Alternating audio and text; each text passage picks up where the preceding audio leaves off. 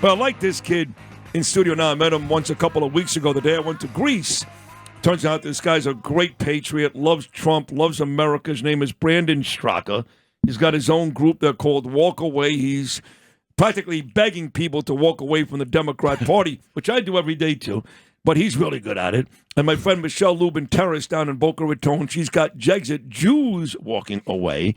So, Brandon, it's good to see you again, buddy. How are you? It's great to be here. Thanks for having me. So, Saturday, I did a big rally in New Jersey, Seaside Heights, and that was really Scott Pressler's rally, uniting New Jersey, turning New Jersey red. Jack Ciattarelli was there, hopefully the next governor of New Jersey. And you'd have to admit he does a great job of registering people around the country to become Republicans. I say you'd have to admit, but maybe you, Brandon, you would admit that because you just told me you and Scott don't get along, two great American patriots. Well, we actually used to be friends years ago, and I used to incorporate Scott a lot with a lot of the stuff I did with Walk Away. And I guess I would say that we had a falling out after January 6th based off of a number of kind of like personal things. But on a more professional level, yeah, I'm a huge opponent to what he's doing, actually. Opponent? Yeah. And tell me why that's the case. Because I think that mass voter registration is actually really dangerous. If you actually look at the data and statistics, we see that a lot of low propensity voters who are registering Republican actually turn out to vote Democrat because they're not educated. And so this idea that if we just keep registering as many people as possible, we're going to win elections, it literally doesn't make sense. I kind of equate it's like saying you're going to cure illiteracy by just handing out library cards to everybody. But you haven't educated anybody. You haven't taught them how to read. And so that's, I think, what's very different about what I'm doing is we're actually creating educated, motivated voters who are going to go out and vote against the Democratic Party. And then there's all this stuff about his claims about his work in Pennsylvania, which are totally false. What do you mean totally false? I mean, he claims he registered 50,000 people in Pennsylvania. He claims that he got thousands of Amish people to come out, and it's not true. Not true. It's not true. No, and it well, really, who said it's not true?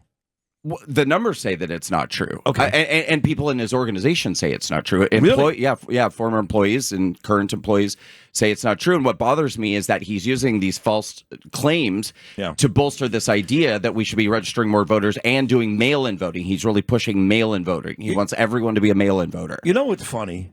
First of all, you're going to speak Wednesday night at my friend Vicky Palladino's club. You know that, right? In Whitestone, Queens? Yes. She's very excited to have you. Yeah, I love her. How could you not love her, right? Yeah, she's great. If you don't love Vicky, you don't love Jesus. That's the bottom line. She's a firecracker. She's the best. Yeah. She's the absolute best. She's listening right now. Yeah. Say hello to Vicky. Hey, Vicky, how's it going? Look forward to seeing you Wednesday. But what's funny is you and I were just having this off-the-air conversation, and you're asking me my opinion, and you should because I'm really smart and I'm knee-deep in all this stuff. Do I think that there'll ever become a time in this race where those three candidates, Sliwa, Adams, and Cuomo, would join forces in an attempt to beat Mamdani? Because a lot of people believe that that's the best way to win. And I believe if we're going to continue to build our Republican Party, that we need our best to join forces. So doesn't it make more sense for you and Pressler to be buddies than to hate each other like this? First of all, I don't know about hatred, and second of all, I want to say before I answer your question, I've been very public about trying to invite Scott to the table to have a debate and a discussion about my concerns about his claims in Pennsylvania and the work that he's doing, and so far he's refused. I even offered him $20,000 and a public apology if he will have a public discussion with me, which he will not do because I think he doesn't want it outed that his claims are not true. So I want to make that clear. I'm not just sitting here talking behind his back. No, because I think that the work that he's doing is detrimental. I mean, we can come together if he changes course, but if he's going to continue on the path, absolutely not, because I think it's detrimental to the success of the Republican Party. Now, you had a huge rally a couple of weeks ago. Yes, By sir. the way, one of his buddies just texted me and said, this guy's a jerk-off, he's jealous, he's this, he's that. You don't seem like that type of guy to No, me. they're like leftists. These people that... No, this guy's not a leftist, I can promise you But that. they behave like leftists. They can't... Tell this guy here, look, let's have a conversation then. Let's come together and have a conversation. Stop running away from me and have a conversation with me. Okay, I'm with you. Yeah. Can I set it up? Yeah, I'd love that. Is it going to happen, or is it kind of like Hamas and I will Bibi? show up. I'm happy to show up. Okay, I'm going to text Scott today. Great. So you had this big rally a couple of weeks ago when I first met you. A very, very good job you did. this rally against Mamdani on 14th Street, right? Union Square. Union Square. How did it go that day? It was amazing. We had hundreds of New Yorkers come out, incredible, and really great energy. So we had a number of great speakers, and even one of the mayoral candidates, Walden, came out and joined us. But afterwards, what we did, which I think was really cool, is we actually did sort of like a street debate, and kind of like when Walkaway would go on college campuses and talk with the kids and debate with the kids, and it gets kind of messy. But we invited New Yorkers to approach the microphone, ask questions, debate, challenge, and we had a number of Mamdani supporters approach the mic, and things got a little bit hot at times, as it does, but it was interesting. So we're going to be actually putting that footage out on my social media this week, so people can see everything that happened. Now, and we're doing it again. Right. So with the success of that one, there's another one coming up? Yeah. So we'll actually be in Union Square again this Sunday. Why Union Square all the time? Well, because a lot of it has to do with what permits we can get and what's available. Right. But this Sunday is not actually going to be a rally. This Sunday, we're going to just do some sort of demonstration around 1 o'clock and just kind of like spread awareness and literature, things like that. If people want to show up, we'd love it.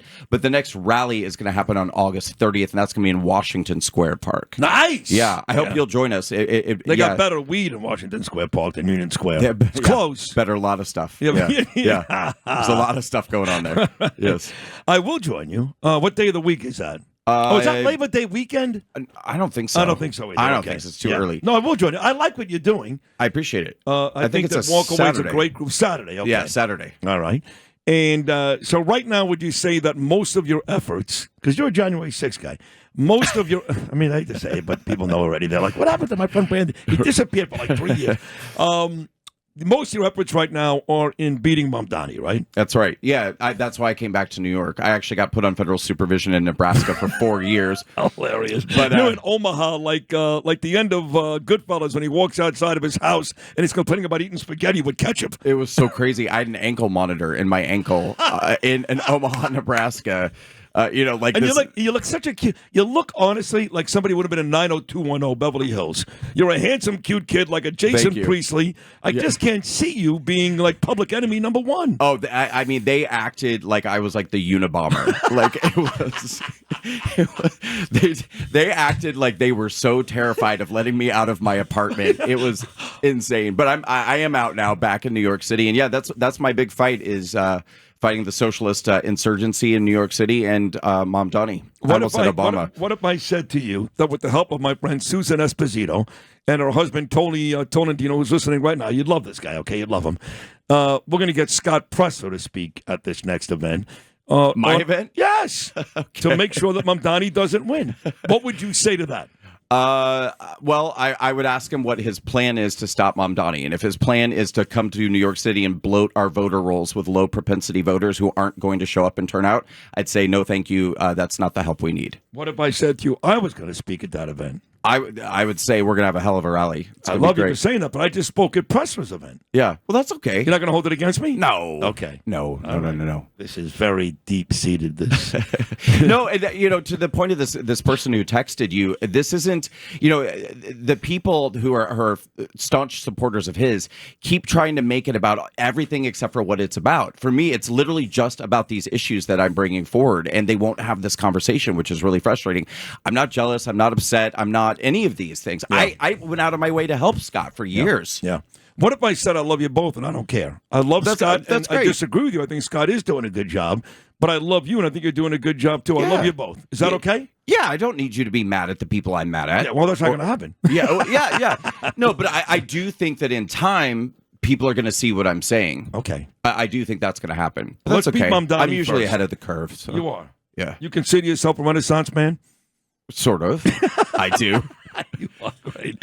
Where can people find out more about Walkaway? Well, they should go to walkawaycampaign.com and we sign up for our email list, sign up for our texting list so you can keep in touch with us as we're doing these events throughout New York City to defeat socialism and Mamdani. And most importantly, sign up for our volunteer list because we are assembling an army of volunteers to canvass the boroughs and get out there knocking on doors, making phone calls, writing letters, and talking to New Yorkers and educating them about why they cannot vote for Zoran Mamdani. Good to see you again, pal. Good to see you, too. Brandon Straka right there. It's hashtag walkaway.